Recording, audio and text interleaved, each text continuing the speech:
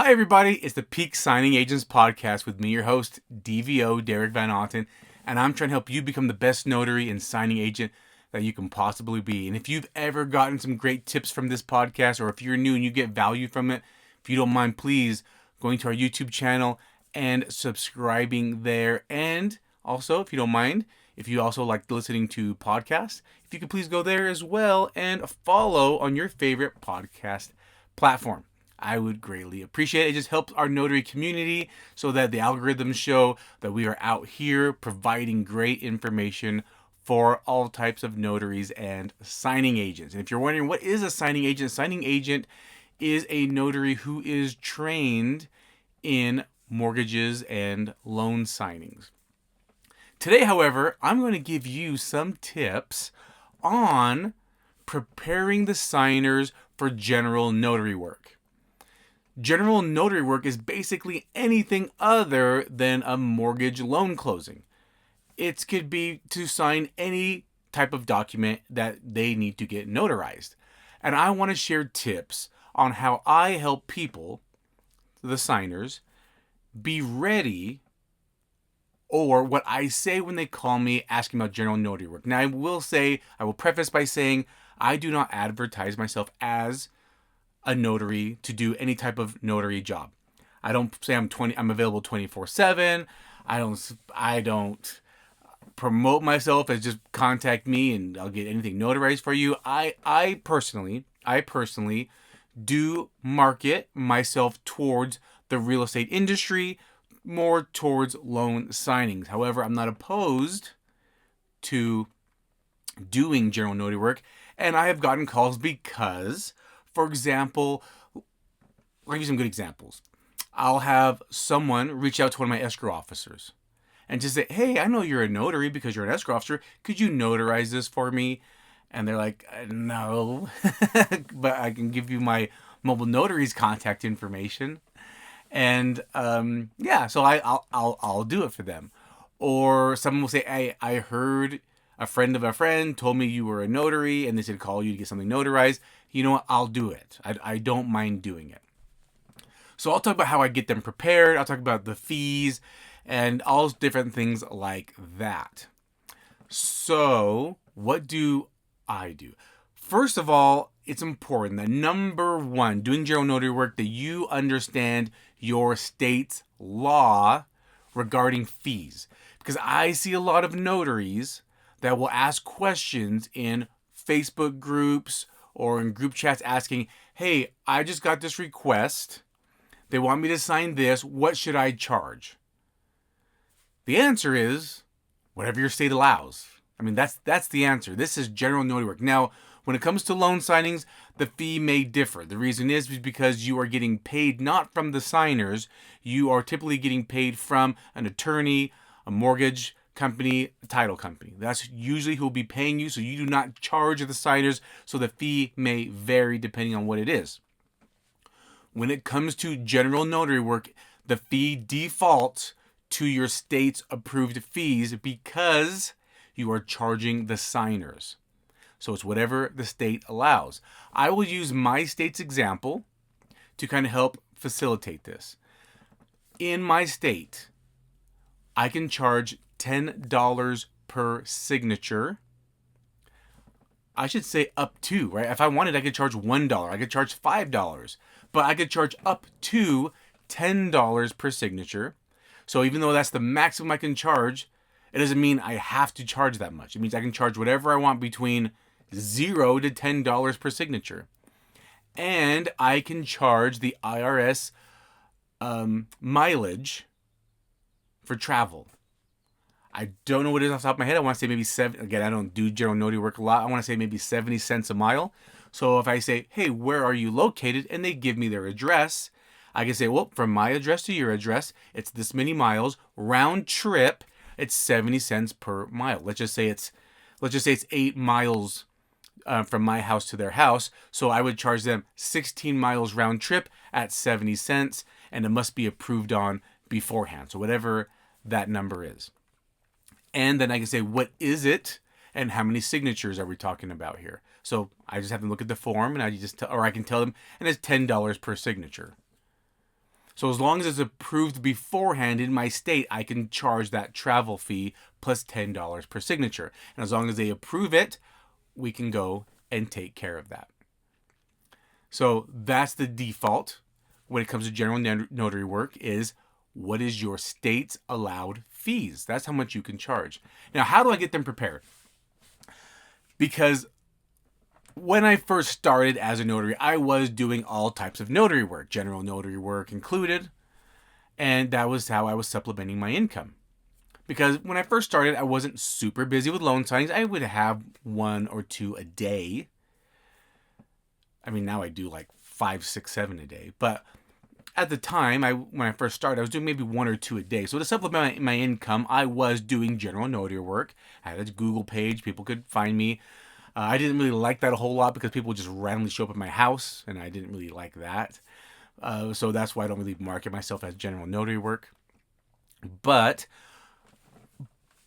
what I did was I would go to a signing, and they say, "Hey, can you meet me at a care facility for my mom? She's going to sign. She will be signing a power of attorney or a will over to us." And I would say, "Okay, great." And I would go there. I'm like, "Great, here's the paperwork." And then they would sit there and fill out all the paperwork. And I would be sitting there for half hour to an hour. Or I would go to someone's house and they would call me and say, "Hey, can you sign this over for me and notarize this for me?" Sure, not a problem. We'd get there and we would sit there for a long time getting the paperwork filled out. So this is what I did to now prepare the signer so I don't have to sit there and wait. Because the majority of time when you do a notarization, you are doing either an acknowledgement or a jurat. I'm just saying the majority of time. You might do other things like a certified copy, a credible witness. You might be doing other things as well. But the majority of the time, it will be an acknowledgement or a jurat. And what's the difference? When I first started, I really couldn't figure out what was the difference between an acknowledgement and a jurat. And also keep this in mind, because you cannot tell them whether it's an acknowledgement or jurat. You would have to ask them. So if it was a blank form and there was no notary verbiage, you have to decide, is this going to be an acknowledgement or a jurat, especially in your journal? And I had a hard time differentiating the two because they've been the same to me. I'm notarizing a document. Then I dug a little deeper and I found out an acknowledgement means that you as a notary and the signer that is signing, everyone acknowledges the fact that they understand what they are signing. Okay, that's how I would help differentiate. An acknowledgement means that everyone acknowledges the fact that they understand what they're signing. So the signer says, "Yep, I acknowledge that I know what this form is saying, and I am purposefully signing this document." And you as a notary are saying, "I acknowledge the fact that the signer in front of me understands this document and is willingly signing the document, and I will notarize that fact." That's an acknowledgement. A jurat is basically saying that, going back to an acknowledgement, they could have signed that at any time. They could have signed that 2 days ago. And they could have dated it 2 days ago when they signed it. However, and I'm just confirming that they acknowledge that they understood what they signed 2 days ago. But I am notarizing with today's date that I notarized it today. And I spoke with that person in person today. Okay? Now, on a jurat, that means that they understand what they are signing and they maybe possibly even said an oath, under oath in front of me as a notary, are saying that they understand what they are signing, and then they sign it in front of me. A jurat must be signed in front of a notary. An acknowledgement does not. An acknowledgement could have been signed, like I said, 2 days ago. But a jurat must be signed in front of the notary. So, once I realized that, now, when I prepare a signer, I'll get the information. Okay, hi, what's your name? My name is John. Hi, John. What is it that we are signing. So I'm gonna get pertinent information. What date, what time, and what is it? What are we signing? I want to know what is it that we're signing. Oh, it's a power of attorney. It's a will. I'm transferring the title of my vehicle over. Whatever it is, I'm getting that information. I put this all on my calendar, by the way. So I'm putting this in my calendar. I'm notarizing John at this address at this time. This is a power of attorney. Okay, John, is this power of attorney for you or for someone else? This is for my mom. Okay, what's mom's name? Mom's name is Jane. Okay, all right. I'm doing this for Jane. Okay, Jane. All right, John. So we're signing this for Jane. Does Jane understand what we're doing? Is she aware? Is she competent? Because again, I want to make sure. I talked about this on notarizing at a care facility, but I might not be at a care facility. I might just be signing with their loved one. And I always want to make sure, especially when they're going to be a little older, that they understand what they are signing. I'll say, great. All right, so Jane understands what we're signing today for the power of attorney? She does. Great. So I will verify that with her when I get there. I'm making that clear. I am verifying with the person. The person signing is not the one I'm speaking with. I am telling them, are they aware? And I will verify that when I get there. Okay. Now, how many people are signing this document? How many signatures are there? They tell me. Okay, great. So based on the address, my travel fee is this amount. And based off the signatures is $10 per signature. So it's going to be this amount. The total being this amount. Is that okay? Yes, that is okay. Let's just say it comes out to $42. Okay, it's going to be $42. Is that okay with everybody? $40? Great. Now, how will you be paying when I get there? Cash, card, whatever. And they'll tell me. And they might even ask me, how do I accept payments? So I am set up on Venmo. I am set up on Zelle. I have a card reader so they can swipe a credit card or debit card. And obviously, I will take cash. I do carry, well, I don't anymore, but I used to carry a little envelope with a little petty cash so I can give change. So I used to have a little envelope that I carried with me, and it was like a little plastic envelope, so it wasn't paper, so it wouldn't get damaged. And I kept, I think I kept like $15. Like I kept a couple fives and a couple ones in there as petty cash so I can give change. Okay, great. Then this will be the fee when I get there. Now, with the power of attorney, is there a lot of things that need to be filled out there? Yeah, there's some things. Okay.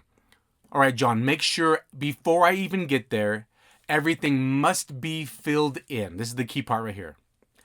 Everything must be filled in, except make sure no one signs in front of me.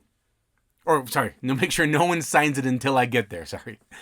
So, fill out everything. Just make sure no one signs anything until I arrive. Because again, I don't know if it's an acknowledgement or a jurat. And I will ask, is there a section for the notaries or you just need the form notarized? And I'll let them answer. And if they're not sure, I say, well, it should have an area where it says maybe notary signature.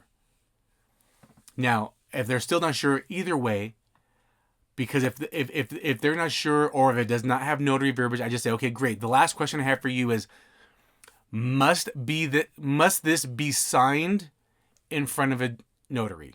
I mean, can this be signed and just notarized at any time, or must this be signed in front of a notary? And they might say, oh, they just said it has to be notarized. Or they say, yeah, they told me it must be signed in front of a notary. Okay, great. That answers my question if it's an acknowledgement or a jurat. Just in case there is not any version. But even, it doesn't matter. When I get there, I bring blank acknowledgements. I always have blank acknowledgements and jurats in my notary journal. I hope you do too. Key part of a notary journal. I always make sure I have blank jurats, blank acknowledgements. And then when I get there, I just, okay, now, is this mandatory that it is signed in front of a notary? That's a jurat. If it's not mandatory, then it's acknowledgement. I need to know if it's an acknowledgement or jurat. The difference is it must be signed in front of a notary.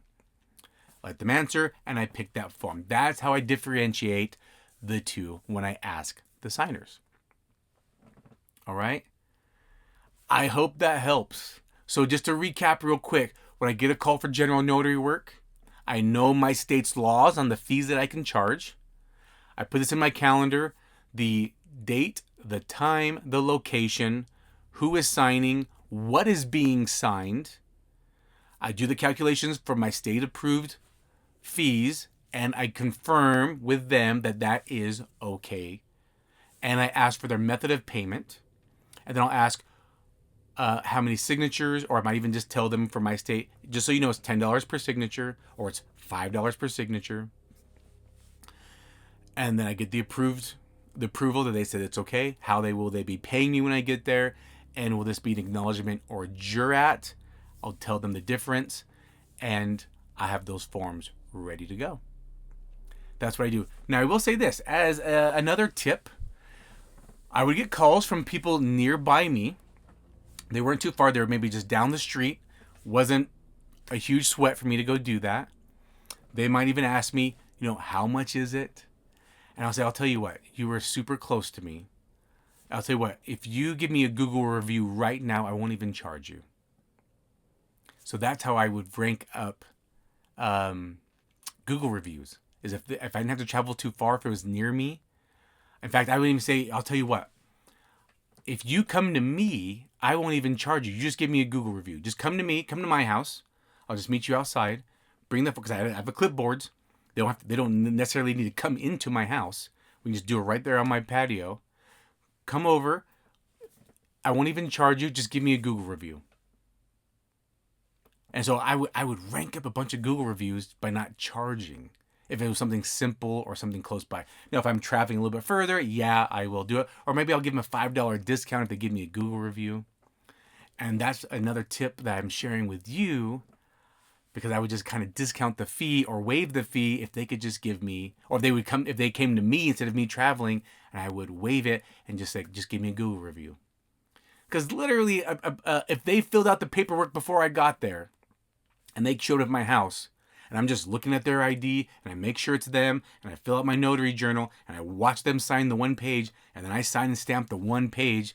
It maybe took me 5-10 minutes of my time. Hey, give me a Google review. That will help me get more business, see? All right, I hope that helps. Preparing for general notary work so that you are not sitting there waiting for them to fill out, especially when it comes to a will. That can take a lot of time filling it out, and I don't want to wait for them to fill it out. I tell them, fill it out before I arrive. Just don't sign it until I get there. All right? Again, if this does bring you value, please subscribe on YouTube and share it, the podcast or YouTube channel, with anyone you think could also get benefit. Have a great and amazing day.